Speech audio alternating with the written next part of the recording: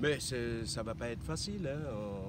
On a en face de nous des Belges un peu revanchards, parce qu'il ne faut pas oublier qu'en demi-finale, l'équipe de France a éliminé cette équipe de Belgique. Donc il y a toujours cette rivalité entre les deux pays, mais je pense que ça ne va pas être simple, ça va être très compliqué.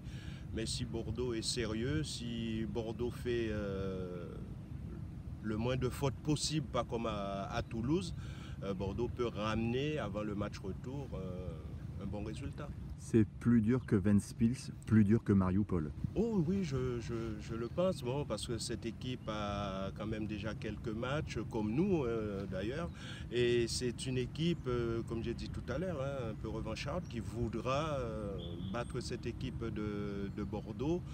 Et donc c'est à nous d'être sérieux, d'être attentifs et ne pas commettre les erreurs comme ce fut le cas lors du dernier match de championnat. Ce serait quoi un bon résultat?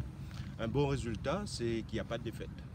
Pour moi, c'est déjà ça. Et si on peut marquer la base, ce serait formidable. Est-ce que vous pensez que le groupe est touché par ce qui se passe avec l'imbroglio autour de Gustavo Poyet? Mais c'est toujours difficile de travailler dans de bonnes conditions quand au-dessus, ça ne va pas très bien. C'est vrai que même moi, je n'ai pas connu la sortie spectaculaire de Gustavo Poyet, surtout après une qualification, au lieu de parler du match, parler d'un garçon qu'il ne faisait pratiquement pas jouer.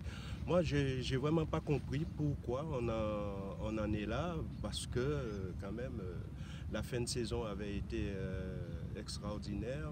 Il y a encore du temps pour parler de Mercato. Bon, je ne sais pas.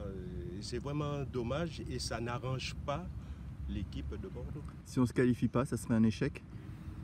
Oui, parce que la saison dernière, on avait été éliminé au départ par Vidéoton.